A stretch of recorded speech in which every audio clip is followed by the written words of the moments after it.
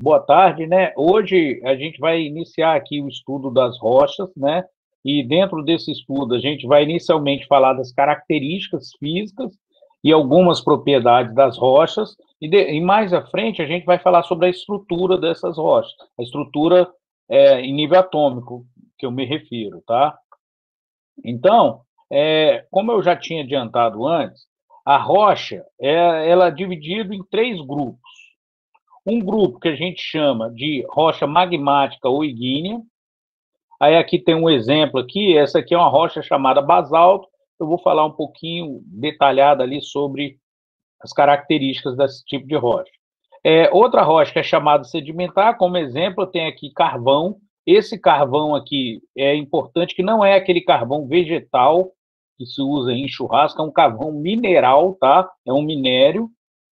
E, por último, a rocha metamórfica, que como exemplo, tem aqui o mármore. A gente vai, então, falar sobre esses três grupos, classificar, falar algumas diferenças e como que elas são formadas. E, posteriormente, a gente vai falar da influência desse tipo de rocha aí na formação de relevo, ok? Bom, inicialmente vamos falar sobre as rochas magmáticas. Rocha magmática ou ígnea, ígneas ou ígneas, eu conheço como ígnea, elas são resultados do magma quando ele extravasa do manto, passa pela crosta e chega à superfície.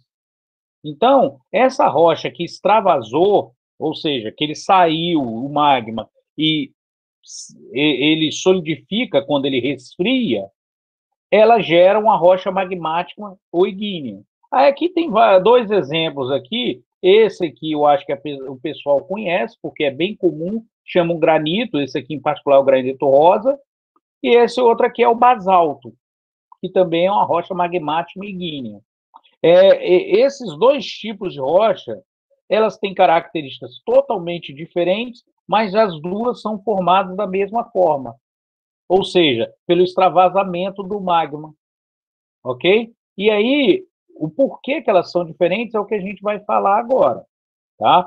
De modo geral, as rochas magmáticas, elas têm a característica de serem ou intrusivas ou extrusivas. Vamos tentar entender o que é isso. Quando eu tenho aqui um vulcão, a característica do vulcão é que ele, por algum efeito geológico, o magma que estava lá no manto vem e extravasa através da crosta e ele é expelido aqui por essa saída que é o vulcão. A característica no vulcão, geralmente, é o quê? Que ele emite uma quantidade de uma poeira, né, que eles chamam de piroclasto, que é uma poeira, que é uma rocha fragmentada, bem fragmentada e bem quente, tá? E ela é expelida com uma força muito grande.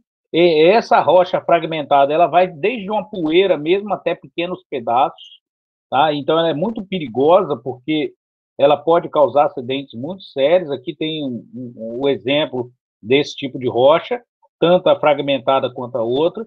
E durante esse processo de estar expelindo esse magma, ele resfria muito rapidamente. E como ele resfria muito rapidamente, ele é expelido em pequenos fragmentos e já vai resfriando, de modo geral, os gases que estavam presos aqui no meio da rocha derretida, eles saem de uma forma abrupta, formando poros. Então, um dos tipos de rocha formada desse piroclasto é o que a gente chama de pomito, que a gente conhece como pedra-pome, ok? É uma forma de obter essa pedra-pome. A característica dessa rocha é uma rocha porosa, de densidade muito baixa, né?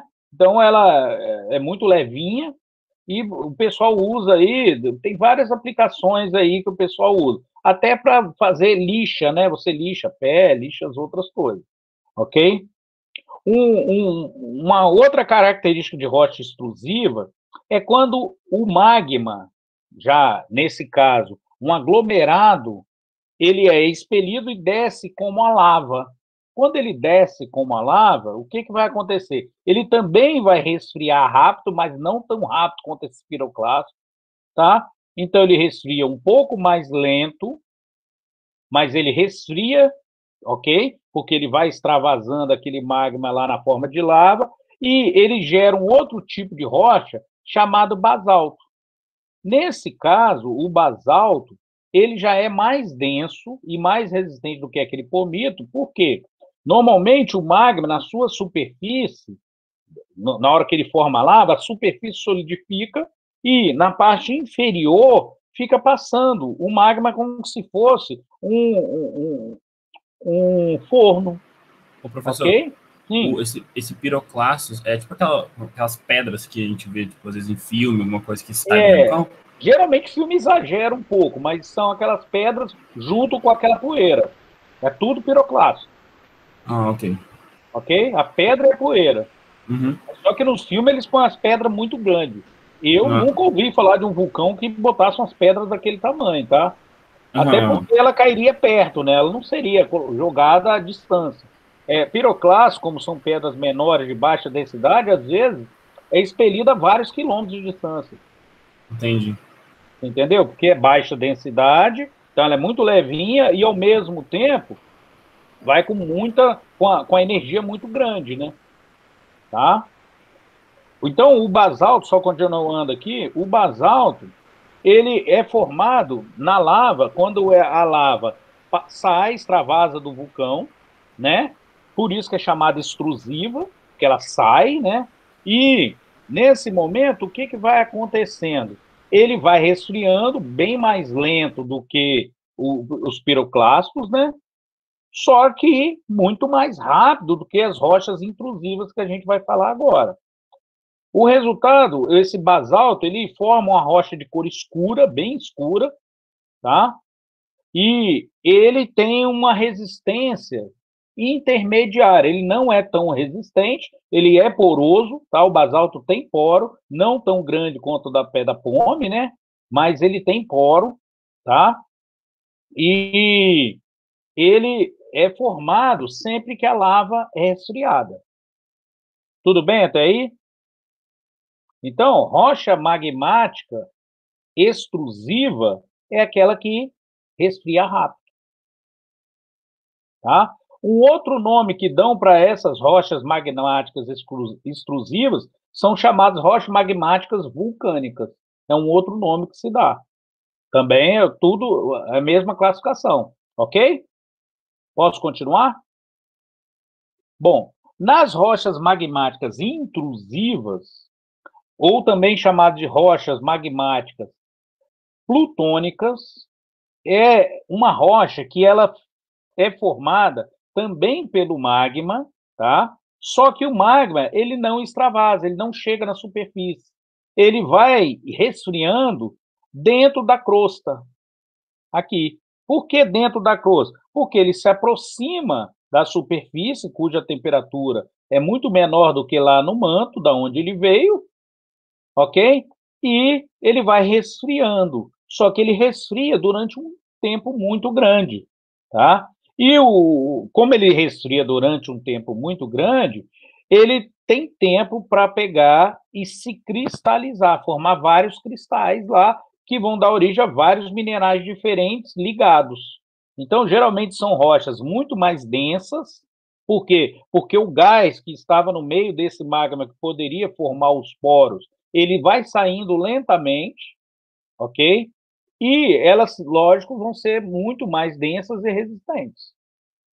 Então nossa forma meio que debaixo da terra? Ela forma debaixo da terra. Isso não é meio, não, é debaixo da terra mesmo. Às vezes, vários quilômetros debaixo da terra, Entendi. ok? Um tipo de rocha que é bem comum para nós que moramos aqui no Espírito Santo é o granito. O granito é um tipo de rocha intrusiva ou rocha plutônica. Ele é formado basicamente de três minerais, né? Que a gente vai falar depois detalhadamente, mas ele é formado desses três minerais: o feldspato, o quartzo, que é sílica, né? E a mica. São os três constituintes básicos de todo o granito. Aí tem alguns outros minerais que vêm, geralmente, para dar cor, ou algum átomo que se liga no feldspato, que é um alumínio silicato, que ele se liga lá no feldspato e muda a cor do granito. A gente vai entrar mais em detalhes disso mais na frente. Bom, durante esse processo de resfriamento, principalmente no caso da rocha magmática plutônica ou aquela intrusiva, o que vai acontecendo? Poxa, o magma é um monte de matéria derretida, meio fundida, né, de rochas e minerais diversos. Então, ele tem uma grande quantidade de elementos químicos lá. E esses elementos dentro da câmara lá, eles vão se combinando e formando os cristais. Só que, poxa, você fala assim, mas como assim formando os cristais? De modo geral, já existiam cristais menores, já formados. O que vai acontecer é esses cristais crescerem. Quando você dá tempo suficiente, como assim dá tempo suficiente? Em geral, essas rochas magmáticas plutônicas, aquelas que são intrusivas, elas levam alguns milhares de anos para resfriar totalmente, tá? Os cristais crescem e você vê na superfície do material da rocha. Como assim? Ó? O granito, por exemplo, todo mundo que conhece granito, você sabe que o granito ele é pintadinho. Ele sempre tem algumas características. O tamanho dessas pintas vão depender do tempo que ele resfriou. Às vezes você tem granito com as manchas escuras bem grandes, outras vezes bem pequenininha. Isso vai depender do tempo de resfriamento da rocha dentro da parte interna da crosta. Ok? Porque aquela parte escura é um cristal que cresceu enquanto solidificava. Todo mundo entende isso, gente? E como que é esse movimento ali? À medida que vai solidificando, a viscosidade daquela massa vai diminuindo e a mobilidade desses cristais também se reduzem bastante. Então, é um processo lento, tá? Mas a ideia é que eles tendem a se agrupar por características químicas, por atração mesmo, e sempre vai sobrar nessa câmara magmática lá, onde está ocorrendo a formação da rocha, algum resíduo lá que é meio bagunçado. Então, nunca fica só um tipo de rocha. Normalmente você forma veios de outros tipos de rocha no meio. E aí, as diferenças, vocês vão ver aqui, por exemplo, pode formar tipos de rochas diferentes na mesma jazida. Ok? A gente vai ver isso aí na medida que for vendo as fotos. Beleza? Todo mundo está entendendo isso? Bom, ok, pessoal? Alguma dúvida? Bom, dos magmas conhecidos, olha só, hein? O que é o magma conhecido? Você fala, poxa, mas não é tudo lá formado na região do manto? Sim, só que a composição, lembra que eu falei que a composição mudava de acordo com o local? A composição muda um pouco. Claro que não é uma mudança muito drástica, mas ele muda, e essa mudança gera alterações nas características desse magma. Não só do magma, mas quando ele resfriar, da rocha que se formou. Então, basicamente, você tem o magma que é chamado de riolítico, andesítico e o basáltico, ok? O que muda, principalmente de um para o outro? A principal mudança é o percentual de silício na forma de sílica. O que é sílica? O SO2. O SO2 ele dá uma característica à composição do magma e, à medida que aumenta o percentual de silício, aquele magma vai ficando mais ácido. Aí você fala, como assim ácido? O silício ele tem uma característica de poder se ligar, não na forma de rocha, mas quando ele está na forma mineral, ele se liga e prende algumas hidroxilas, liberando H+ no solo. A gente vai ver isso na parte de solos lá. E o resultado dessa reação da sílica é formação de um solo mais ácido. Ok? Além disso, a sílica, quando você dissolve ela, quando você consegue dissolver, não, perdão, quando você funde a sílica, essa sílica fundida, ela é mais fluida. Ou seja, tem a menor viscosidade do que o restante dos minerais. E daí? E daí que quando isso acontece, o percentual de sílica maior faz com que o tipo de lava seja mais fluida, ok? E ela sendo mais fluida, o que vai ocasionar? Vai ocasionar uma lava que escorre mais rapidamente. Os outros dois tipos, desses outros dois tipos, eu tenho aqui um com percentual em torno de 50% de sílica e o outro em torno de 60% de sílica. Alguma dúvida aqui sobre rochas magmáticas aqui? Sim, rapidinho. Pode Eu falar. peguei a parte que falou que à medida que aumenta a quantidade de sílica, mais será ácido, porque ele prende o O2 e desprende. OH, ele liga, o SO2 se liga com o OH, e aí Isso, libera H+, desprende o H. no solo, não na rocha, tá? Sim, no solo. É, E aí o solo ele torna-se mais ácido. isso. E depois você falou da parte fluida. A parte fluida tem a mesma explicação do A que. parte fluida é porque quando você funde o SO2, ele é menos viscoso do que os outros minerais, tipo o MgO, o FeO, L2O3, que são mais viscosos. Ah, sim. Entendeu?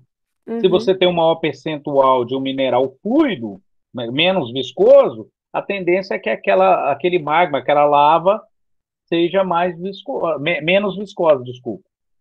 Se ele tiver mais viscoso, a lava fica mais viscoso. Bom, o outro tipo de rocha é chamado de rocha sedimentar. O que é uma rocha sedimentar? Olha só, esse nome sedimentar, ele já é um nome que te leva na cabeça que ele é formado de sedimentos, de resto de alguma coisa. E, na verdade, é isso mesmo.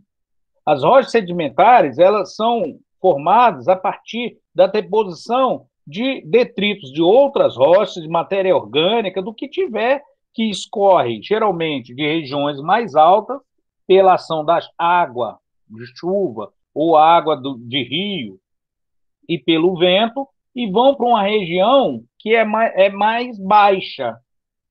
Então, ele vai se depositando ali, ok? E à medida que ele vai se depositando, aquele detrito, eles vão formando aqui camadas de detritos, ok? Claro que as regiões que são mais baixas geralmente estão aonde? As partes mais altas estão em aglomerados montanhosos. As partes mais baixas no fundo do mar ou de lagoas, né? E lagoas grandes, né? Porque rio não é um bom local de formação de rocha sedimentar, por quê? Porque a água está em movimento, ele acaba transportando esse movimento. O rio, na verdade, é uma forma de transporte.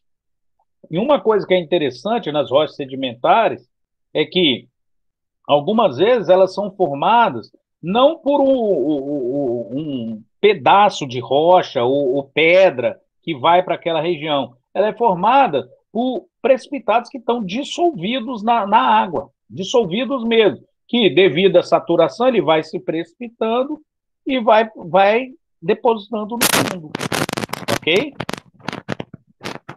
Deixa eu ver, tentando entrar. Aqui mostra claramente uma região aqui montanhosa, que por ação de vento ou água, ok? E ele vai transportar os detritos que são formados aqui a partir de erosão, a partir de reações que a gente vai falar depois, que normalmente são chamadas de intemperismo, tá? Vai fragmentar essas rochas, e essas rochas, os detritos dela vão ser transportados pela água e o vento, até chegar numa região mais baixa, onde eles serão depositados. Aí, à medida que eles vão sendo depositados, uma característica é que elas vão formando estratificações. O que é uma estratificação? Ela vai formando camadas. As rochas sedimentares, todas elas se formam em camadas. Tá? Aqui tem um outro desenho que também mostra que regiões onde dariam sustentação, ou seja, nutrientes para a formação da rocha sedimentar, tá vendo? Se você olhar, sempre a água está em ação, transportando esse sedimento, até chegar em zonas mais baixas, que normalmente são ali regiões onde tem lagoas, que a água fica parada, ou em mar, ok? aqui está um desenho aqui sobre a estratificação, tá vendo? E essa estratificação ela é interessante por quê? Porque ela cria uma memória. Como assim uma memória? Porque, à medida que o tempo vai passando, ó, essas rochas sedimentares, gente, levam milhares de anos para serem formadas. Elas não são formadas de uma hora para outra. Por quê? Quando você faz a deposição do sedimento, inicialmente, esse sedimento, eles não estão unidos, eles não estão ligados, eles estão isolados. São aglomerados de detritos, mas que não estão ligados entre si. E eles vão depositando, desculpa, e à medida que eles vão sendo depositados aqui, e com o passar do tempo, eles vão começando a formar rochas que vão se ligando e vão formar rochas. Ok? Beleza?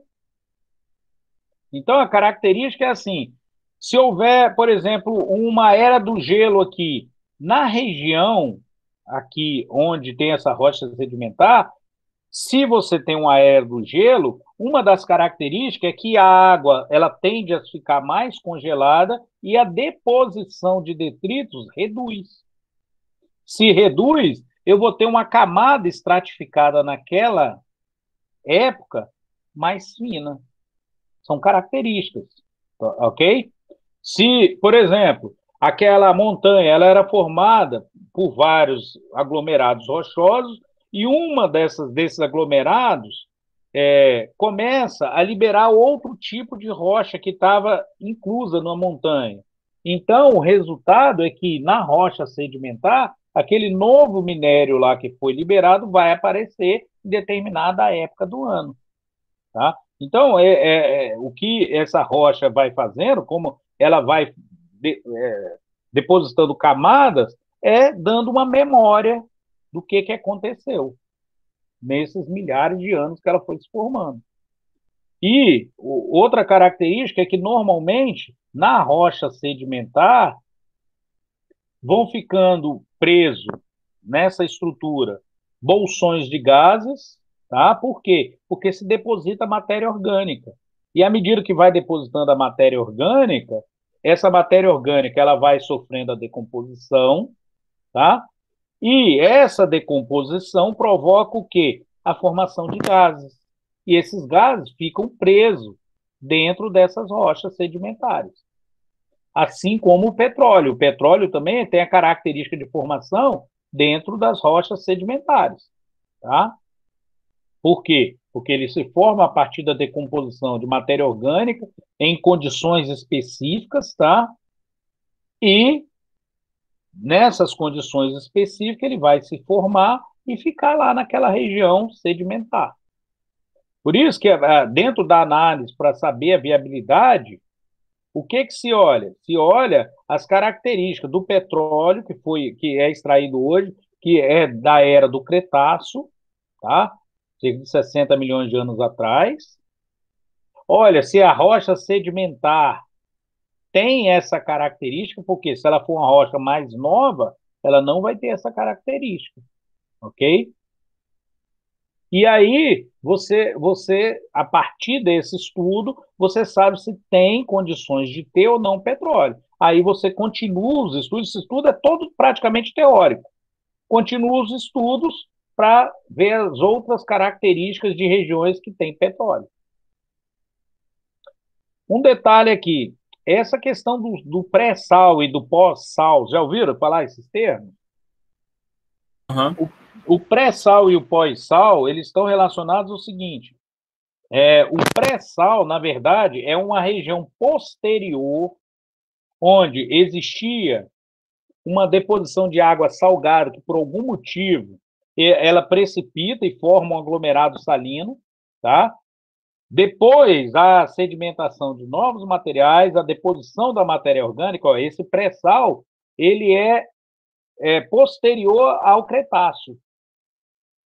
Tá? E aí, você tem as características das rochas do Cretáceo, a formação do petróleo, tá? E o pós-sal, que é uma posterior ao Cretáceo, que houve também a deposição de uma matéria, de cristais salinos ali naquela região. Porque vocês têm que entender o seguinte, que existem vários acidentes que causam, acidentes geológicos, né, que causam a formação ou a extinção de um mar numa determinada região. Hoje vem acontecendo um desses acidentes, hoje não, né? Acho que tem cerca de 1.500 anos, 1.400 anos, que é o Mar Morto. O Mar Morto, ele é um mar que era ligado ao oceano, tá? Mas por um acidente geológico, houve desmoronamento de um canal que alimentava esse Mar Morto, tá? Pelo Mar Mediterrâneo, e acabou essa alimentação devido a esse acidente, ou seja, fechou o contato do Mediterrâneo com esse mar.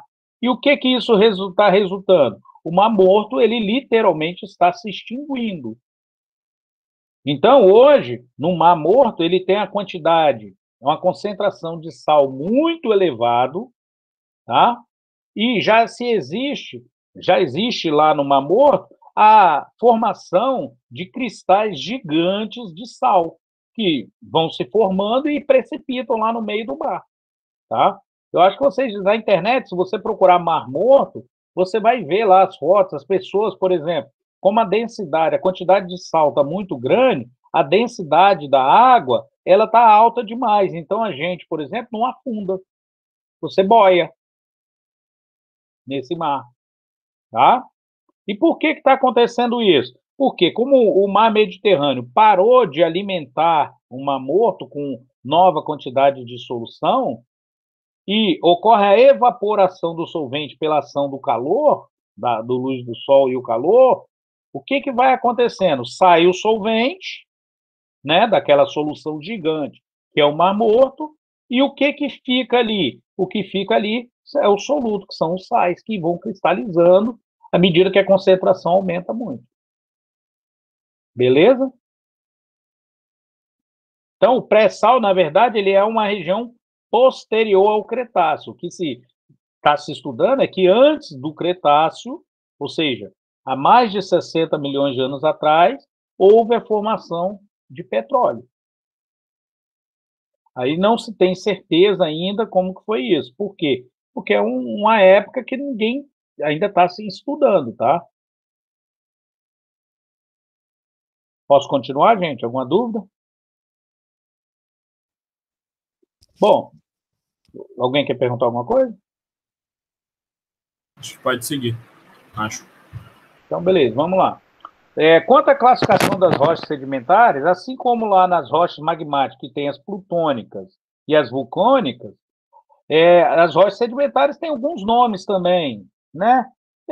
São nomes bem simples. No final, ninguém nem usa muito isso. Mas, só para vocês saberem, eu tenho as rochas sedimentares orgânicas, que normalmente elas são oriundas juntos com matéria orgânica de resto de animais e plantas. Aí você fala, mas como assim? Porque a matéria orgânica está presa junto com a estrutura. Então, vai ter carbono, vai ter alguns elementos que são característicos de matéria orgânica. Em decomposição, lógico, né? As químicas, que elas são oriundas de quê? Da dissolução, dos processos químicos de dissolução dos minerais, por quê? Alguns minerais são solúveis em água. Os carbonatos são solúveis em água. Vocês vão ver na matéria de química analítica quais são os sais que são solúveis em água. E essas rochas e minerais são compostos desses sais, eles continuam solúveis em água. E aí eles são arrastados no processo de lixiviação ou algum outro processo químico, tá? Até chegar lá e se depositar numa região sedimentar.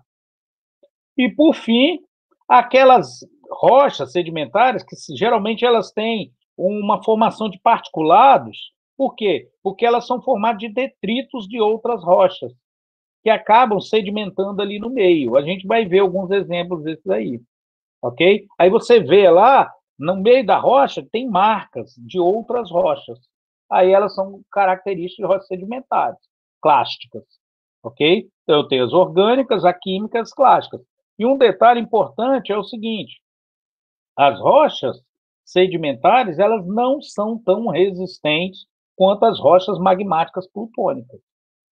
Justamente porque elas são formadas de sedimento e a coesão dessas rochas, ela ocorre durante alguns milhares de anos, mas basicamente ela vai inicialmente ocorrendo pelo processo de gravidade. Por quê? A pressão que o sedimento de cima vai fazendo nas rochas de baixo. Aí elas vão se aproximando e se ligando. Ok? Mas não é uma ligação tão forte quanto aquela cristalina que ocorre nas rochas magmáticas intrusivas ou plutônicas. Bom, por fim, as rochas metamórficas. Ó, as rochas metamórficas, ó, o próprio nome está dizendo, metamórfica, ela vem de metamorfose, não é? É uma mudança da forma, tá? Então, é uma alteração da forma de uma rocha. O que é uma rocha metamórfica? É uma rocha que, pela ação química, física, ok? Das condições lá de temperatura e pressão que essa rocha se encontra, ela sofre uma mudança na sua estrutura química. Ela modifica a sua estrutura química. Como assim modifica a sua estrutura química? Normalmente, a modificação é feita no arranjo atômico dela. E aí, quando ocorre a mudança no arranjo atômico, ocorre mudança nas suas características.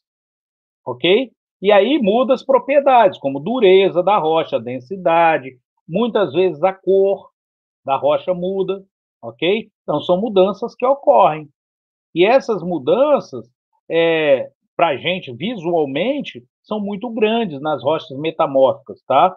Mas ela leva alguns milhares de anos. Normalmente, essas mudanças das rochas metamórficas, elas ocorrem nas rochas metamórficas intrusivas ou plutônicas.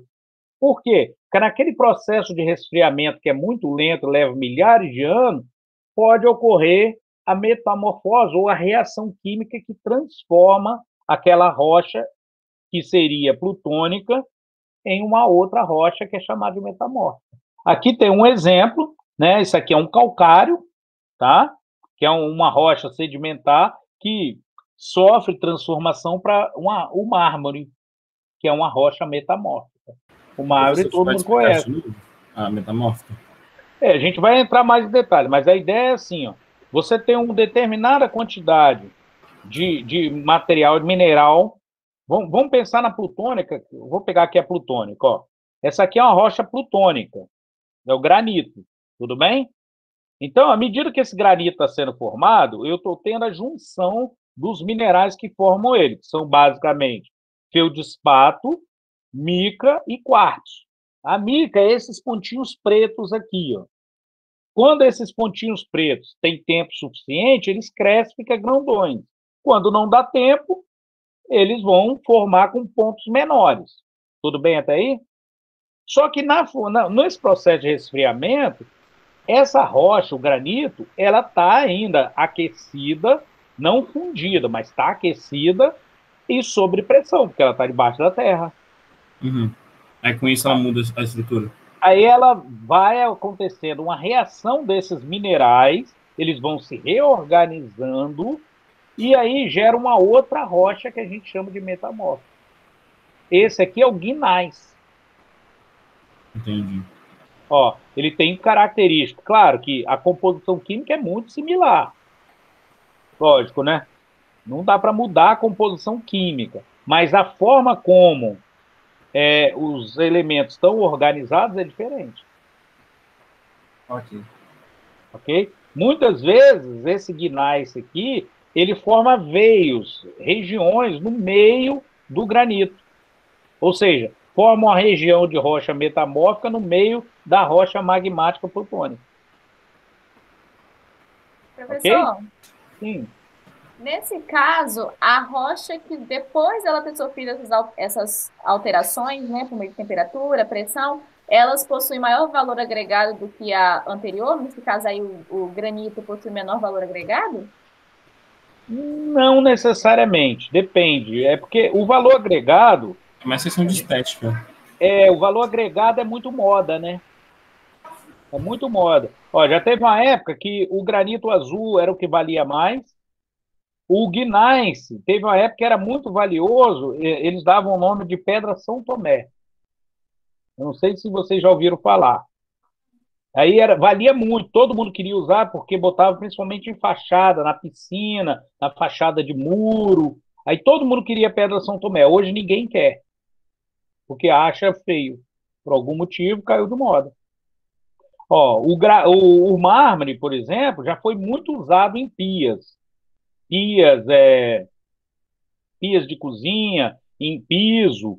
O que aconteceu com o mármore? As pessoas descobriram, só não sei como que não viram isso antes, que os produtos de limpeza atacavam o calcário dali e o mármore ficava cheio de furinho. Ele ficava como se fosse poroso, Não sujava só, muito. não só produto de limpeza, até limão mesmo, com o tempo Não, que você vai usando. exatamente, atacava. E aí caiu em desuso. Hoje eles usam um granito Carrara, que é branco. Não é totalmente branco igual ao mar, mas ele é bem branco. Ok? Ok, gente? Conseguiram Tranquilo. entender a diferença? Então, Sim. ó, eu tenho esses três tipos de rochas, tá? As três com características diferentes, mas olha só, são milhares de rochas agregados no meio dessas três. E evidentemente que vão ter aquelas rochas que vão ser meio termo, ok?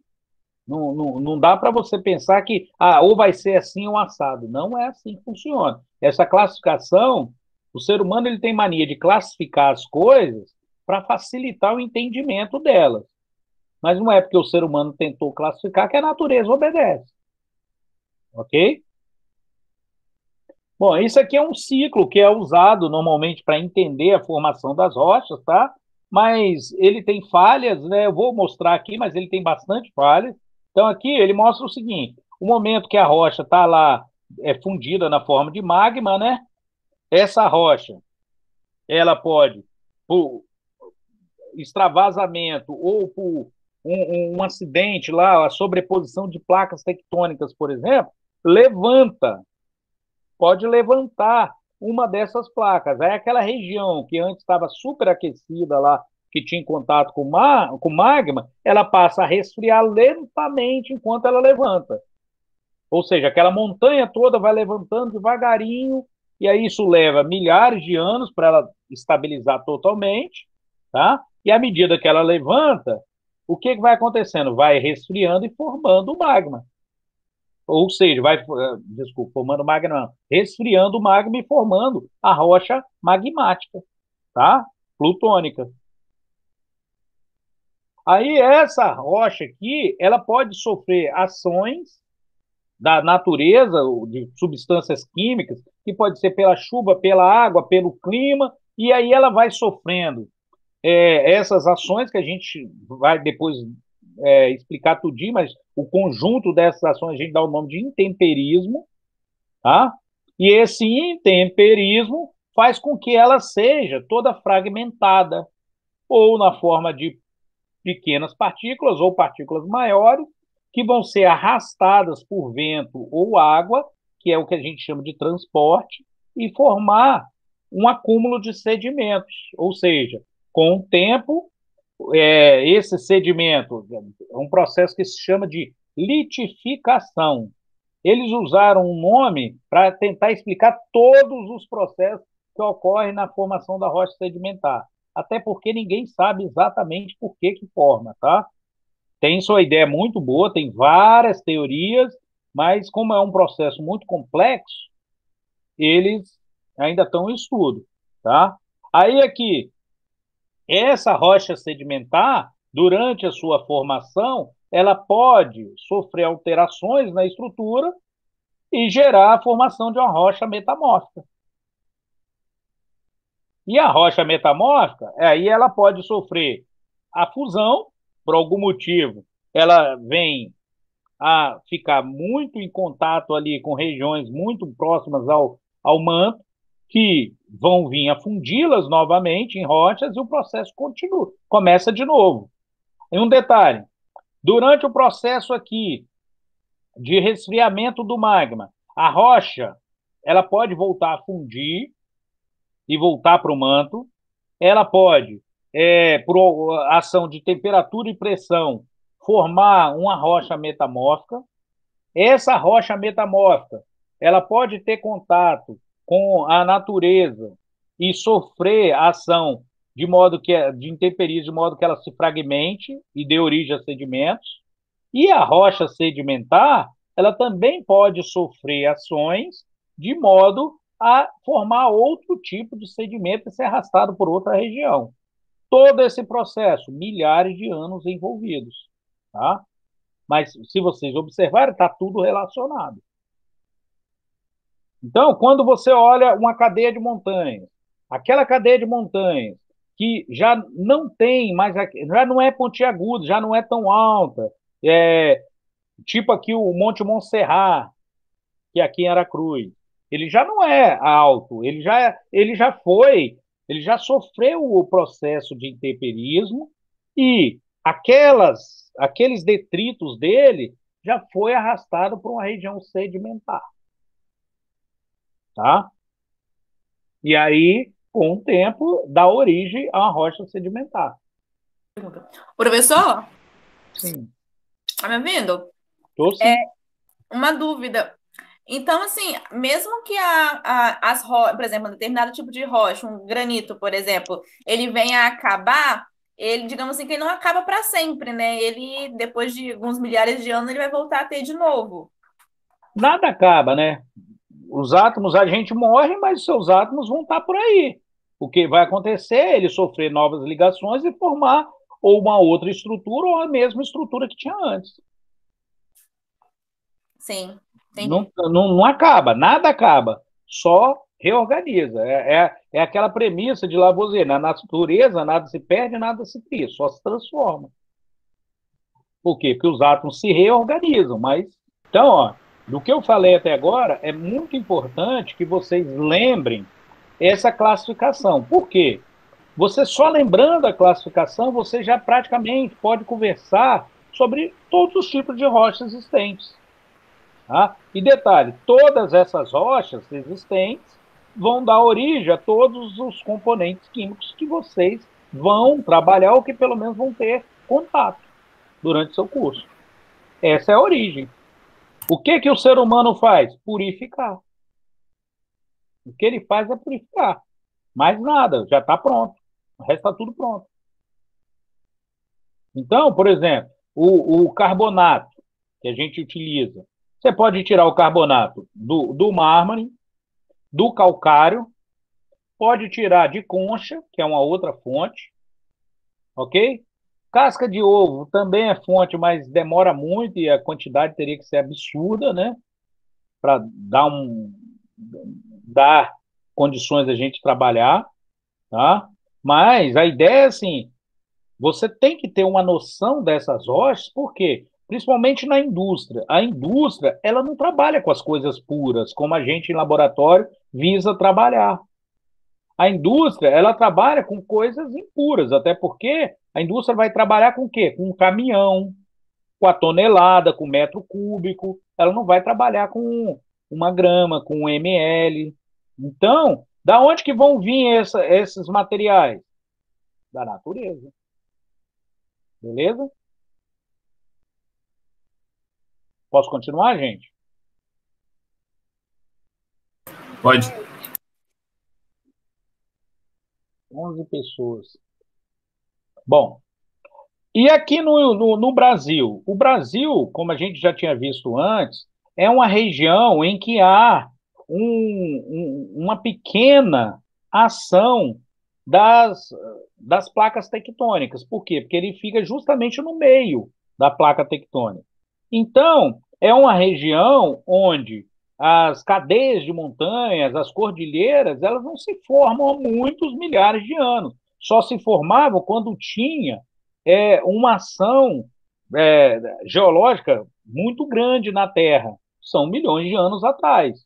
Hoje, o Brasil ele é super estável, praticamente não tem terremoto, né? Quando você ouve ali um abalozinho pequenininho em qualquer região, que não foi nem um abalo, foi só um pequeno calafrio, né?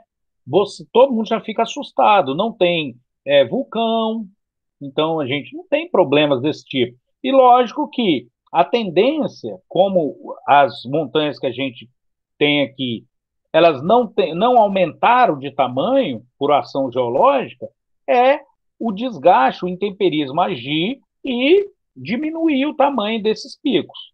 Tanto que o nosso pico mais alto aqui está em torno de 3.000 metros. 3.000 metros, você fala, não é alto, não, 3.000 é alto. Mas se você pensar que o Everest tem quase 8.000 metros, é pequeno, né? É pequeno, ok? Lá é uma região que sofreu uma ação geológica muito mais recente, por isso que ele ainda é tão alto, tá? Então, aqui tem alguns exemplos. A maioria desses picos, eles estão formados de materiais que vão dar origem ou a granito ou alguma rocha metamórfica relacionada, tá? Então, por quê? Porque eles são oriundos do resfriamento lento do magma, tá? É uma região que tem um pouco, não de rocha, mas ele tem um solo que é oriundo de rochas magmáticas, vulcânicas, é uma região de São Paulo, é a região das águas ali, não é Itatiaia, não, Atibaia, tá? Ali tem muito, aquela região toda ali tem, é o solo que eles chamam de um solo de terra preta, ou terra roxa. Por quê? Esse solo ele é característico de a ação do intemperismo em cima do basalto. Tá? E aí formou esse aglomerado lá. Então, é um solo extremamente rico para a agricultura, tá? E a gente vai falar de solo um pouquinho depois, mas ele é formado, é uma característica. Só que se já formou o solo, quer dizer que há muitos milhares de anos atrás teve vulcões ali que extravasaram esse magma na região, tá? Por que está nessa região de Atibaia? Porque ali é uma bacia sedimentar, tá? O que é uma bacia sedimentar? Bacia sedimentar é uma região que há muitos milhões de anos atrás teve um oceano ou um grande lago, onde os detritos das regiões vulcânicas ou montanhas que sofreram erosão foram despejados ali, ok? Bom, esse aqui é um outro monte que é bem alto, que é o Monte Roraima. É interessante o Monte Roraima, por quê? Porque ele é chamado de um planalto, né? E especificamente ele é um chapadão. Por que um chapadão? Porque ele tem na sua parte superior, ele é elevado, aqui ele tem 2.739 metros, e na parte superior, ele é razoavelmente plano. Claro que se você for lá andar lá em cima, ele não é plano, tá? Ele é bem acidentado para a gente andar, mas olhando assim, ele parece bem plano. Tá? E no caso do Chapadão, ele tem essa região plana e tem uma lateral que ela é abrupta. Ó, ele tem aqui uma região que você pode despencar abruptamente. Ele não tem um declive aqui bem suave, beleza? Aí chamam isso, é um planalto, mas ele especificamente é um chapadão. Esse aqui é um outro morro, que ele fica ali na região do Parque Nacional de Itatiaia, né, que é na região da Serrana do Rio de Janeiro. É muito bonito, eu não consegui uma foto, eu procurei na internet, mas eu não achei uma foto de baixo, porque é bem bonito. E lá de cima também dá para você ver a região toda, Friburgo, Itatiaia, Petrópolis, eu não consegui essa foto. Eu até procurei lá, eles chamam de Morro do Couto. Esse aqui é o Pico da Neblina, né? Ele é o mais alto que tem no Brasil, tá? Ele tem em torno aí de 3.000 metros, tá? E é a parte mais alta do Brasil. Aqui no Espírito Santo tem o Pico da Bandeira, né? O Pico da Bandeira é o terceiro mais alto, ele está em 2.900 metros, tá? E é bem comum o Pico da Bandeira, ele está na divisa de São Paulo, Rio de Janeiro e Espírito Santo, né? Então, é uma região de montanhas, é bem bonito lá, eu acho que quem nunca foi, vale a pena ir.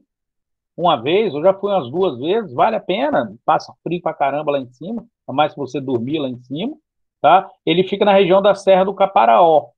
Aí você pega ali a região, se for pelo Espírito Santo, de Iuna ali, e você chega lá.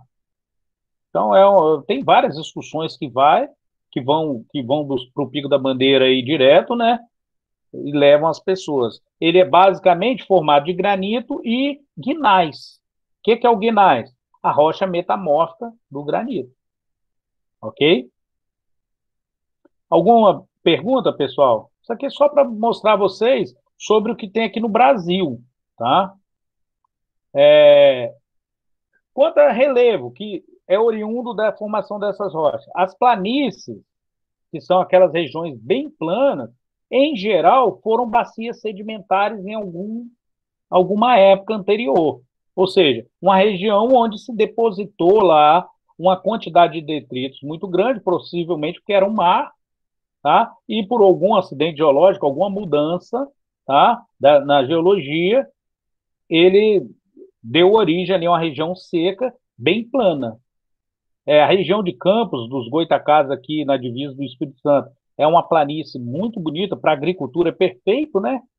Então, para viver é muito bom, só tem que ter cuidado se tiver algum tipo de rio próximo, porque geralmente ela serve de zona de alagamento também, né? Um outro tipo de relevo aqui, a gente vai falar mais na frente aqui, é quando eu tenho aqui a formação de um vale devido a um rio, né? Esse rio, a água do rio, vai causando a abertura. Geralmente acontece isso quando é uma região de alta pluviosidade e, além disso, as rochas formadas, elas têm alguma solubilidade em água. Aí ele vai abrindo e vai formando essa região.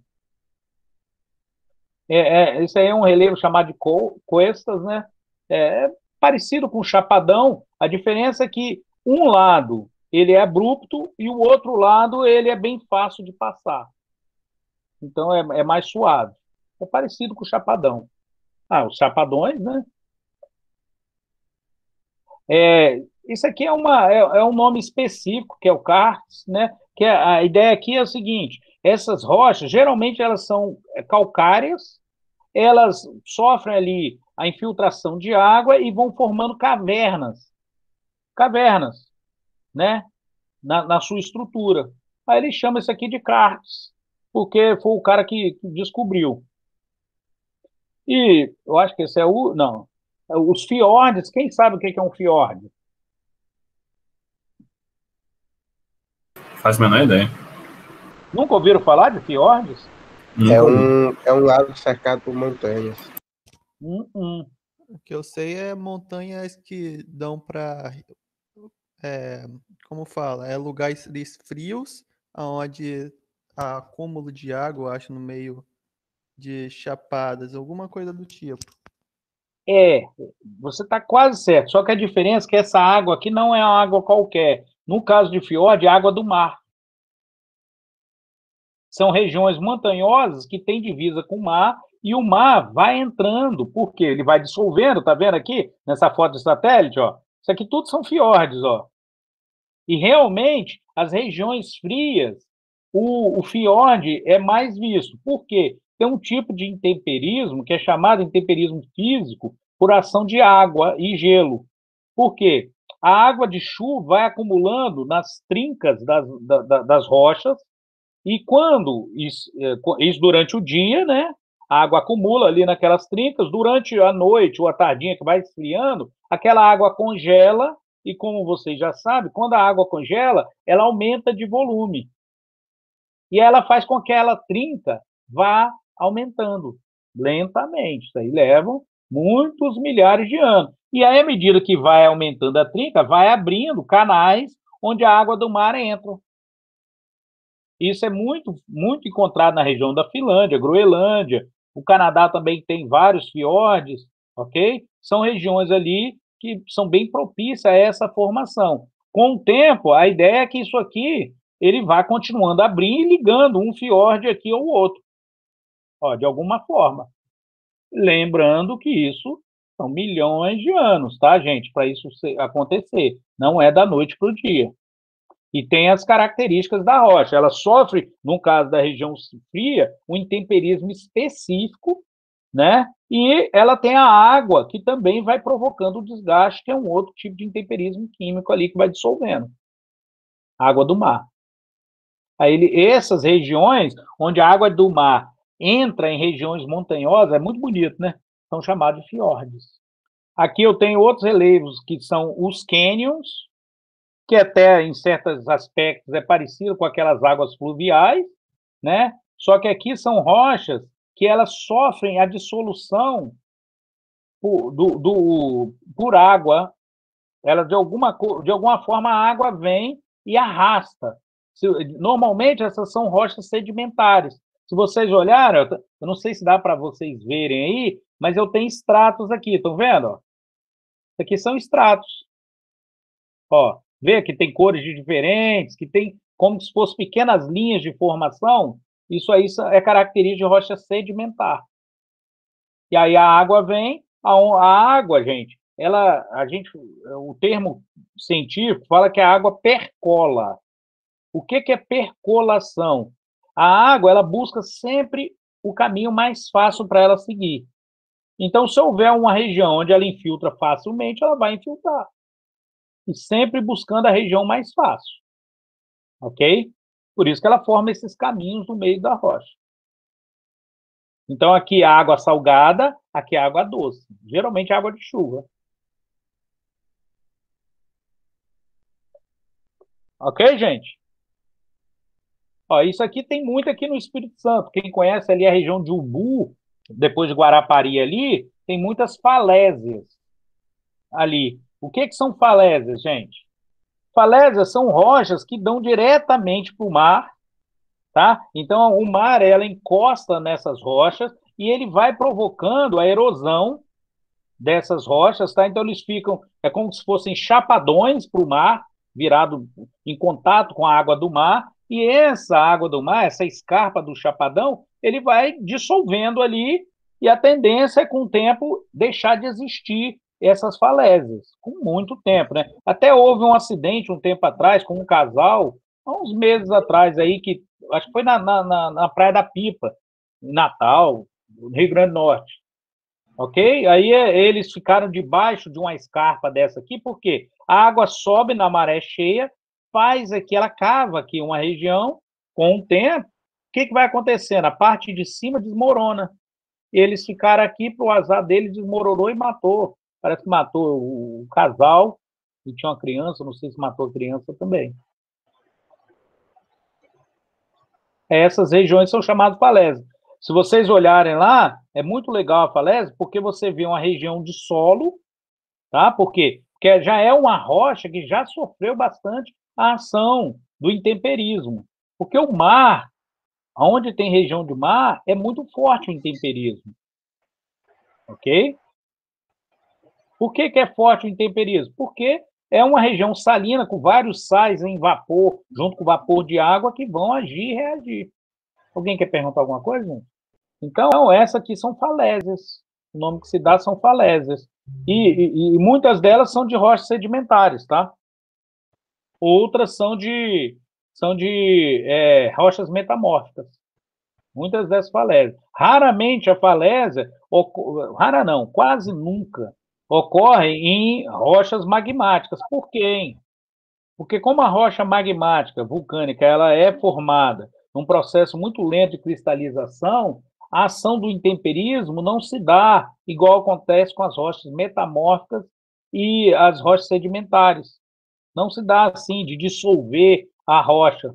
Ela é bem resistente a esse intemperismo. Ok? Perguntas, pessoal? Bom, então, só para a gente dar uma fechada aqui. A gente viu a classificação dos 3 tipos de rocha, as magmáticas, que podem ser divididas em plutônicas ou vulcânicas, as rochas sedimentares, tá? Que aí a gente tem a divisão de acordo com o tipo de formação, se ela é de matéria orgânica, se ela é de produto químico, ou se ela é de outros pedaços de rocha, que são chamados clásticas, né? Ou se ela é uma rocha metamórfica, que é resultado da ação química e física nas outras rochas, mudando a sua estrutura química da rocha. E aí, como muda a estrutura química, você muda a rocha como um todo. Então, tá bom, gente. Brigadão aí. Uma boa tarde a todo mundo aí.